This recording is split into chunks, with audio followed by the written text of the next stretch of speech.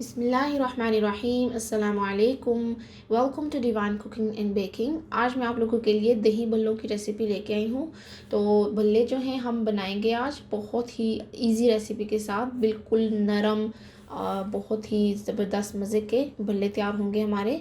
तो सबसे पहले मेरे चैनल को सब्सक्राइब करके बेल आइकन को प्रेस कर दें ताकि मेरी हर वीडियो का नोटिफिकेशन सबसे पहले आपको मिले। तो भल्ले बनाने के लिए सबसे पहले मैं यहाँ पे बेसन ले रही हूँ। 2 कप बेसन मैंने लिया है। और आप बेसन को मेक श्योर करें कि आप उसको ज़रूर से छानें, क्योंकि अगर आप छानेंगे नहीं तो भल्ले आपके अच्छे तैयार नहीं होंगे, उनके अंदर लम्प्स होंगी और खाने में अच्छे नहीं लगेंगे। तो आप अच्छे तरीके से छान लें। और फिर इसके बाद मैं इसके अंदर ज़ीरा ऐड कर रही हूँ 1 टीस्पून। और इसी के साथ ही मैं इसके अंदर ऐड करूँगी रेड चिली पाउडर। तो रेड चिली पाउडर आपके अपनी प्रेफरेंस के मुताबिक है, आप जितना भी ऐड करना चाहें। मैंने तकरीबन 1 टीस्पून डाला है। और इसके बाद मैं डाल रही हूँ baking powder. Baking powder half tea spoon डालूँगी, इससे ज़्यादा आपने बिल्कुल भी नहीं डालना। और बेकिंग पाउडर डालने के बाद इसमें मैं सॉल्ट ऐड करूँगी हाफ़ टी स्पून। और सॉल्ट का फिर से आप अपने प्रेफरेंस के मुताबिक जितना चाहे ऐड कर सकते हैं। फिर तमाम चीज़ों को अच्छे तरीके से मिक्स करके तो इसका हम बैटर तैयार कर लेंगे। और पानी ज़रूरत के मुताबिक आपने इस्तेमाल करना है। इसकी कंसिस्टेंसी ऐसी होनी चाहिए कि बहुत ज़्यादा पतला भी ना हो और बहुत ज़्यादा थिक भी ना हो। ये देखिए, मैं यहाँ पे आपको कंसिस्टेंसी दिखा रही हूँ कि ये बिल्कुल एक साथ गिर रहा है, इसकी जो तार है वो टूट नहीं रही, ऐसी कंसिस्टेंसी इसकी होनी चाहिए। फिर इसके बाद यहाँ पे मैंने ऑयल लिया हुआ है और जिसको मैंने गरम कर लिया है। बहुत ज़्यादा उबलता हुआ ऑयल नहीं होना चाहिए, बस इतना हो कि जैसे आप इसके अंदर डालें अपना बैटर तो बबल्स बनने शुरू हों, इतना होना चाहिए। तो अपने तमाम जो है वो भल्ले आप चम्मच के साथ डालें। आप हाथ का इस्तेमाल भी कर सकते हैं, लेकिन मैं चम्मच का इस्तेमाल करना ज़्यादा प्रेफर करती हूँ। तो देखें ऑलरेडी हमारे भल्ले कितने अच्छे फूलना शुरू हो गए हैं। जो बेकिंग पाउडर हमने डाला है उसकी मदद से ये अच्छे फूल रहे हैं। तो ये देखें, ये हमारे बहुत अच्छे से फ्राई हो रहे हैं। जब इनके ऊपर हल्का ब्राउन सा कलर आ जाए तो हम इनको निकाल लेंगे। बहुत ज़्यादा हाई फ्लेम पे आपने इनको नहीं बनाना, क्योंकि फिर ये अंदर तक पकते नहीं हैं और अंदर से सख्त भी हो जाते हैं। तो हमारे भल्ले जो हैं वो तैयार हैं। अब मैं इनको निकाल लूँगी। और इनको निकालने के बाद जो है मैं इनको नीम गर्म पानी के अंदर रखूँगी। नीम गर्म पानी के अंदर आप रखें और 5 से 6 मिनट के लिए।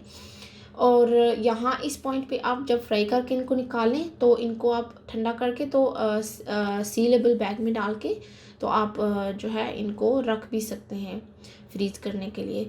तो ये देखें, मैंने इनको पानी में डाल दिया है। अब मैं इनको 4 से 5 मिनट के लिए पानी में रहने दूँगी। फिर मैं इनको निकाल के बिल्कुल हल्के हाथों दबा के तो इसके अंदर का जो पानी रिस चुका है वो इसमें से निकाल लूँगी।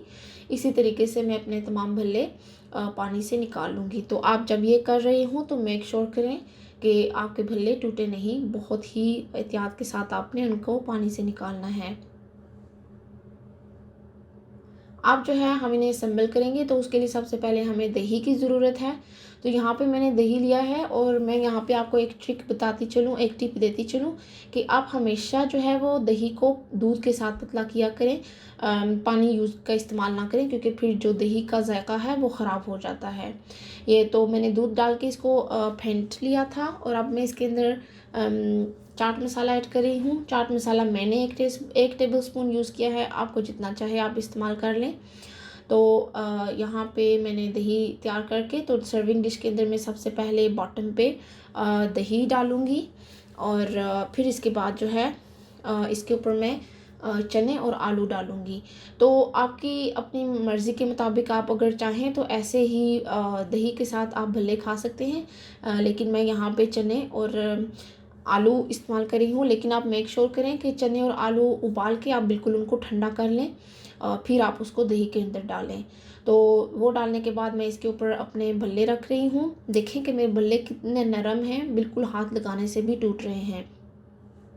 तो फिर भल्ले रखने के बाद इसके ऊपर मैं जो बाकी का दही बचा हुआ है वो डाल दूँगी पूरा। और फिर इसके बाद मैंने टैमरिंड सॉस लिया है। ये मैंने बाज़ार का रेडीमेड लिया है, आप घर की बनी हुई इमली की चटनी भी इस्तेमाल कर सकते हैं।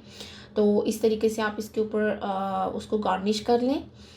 फिर इसके ऊपर मैं चाट मसाला स्प्रिंकल कर रही हूँ। तो हमारे दही बल्ले तैयार हैं। बहुत ही मज़े के नरम नरम दही बल्ले तैयार हुए हैं हमारे। तो उम्मीद करती हूँ आपको रेसिपी पसंद आई होगी। प्लीज़ मेरी रेसिपी को फ्रेंड्स और फैमिली में शेयर करें और अपनी दुआओं में ख़ास याद रखें। खुदा हाफिज़।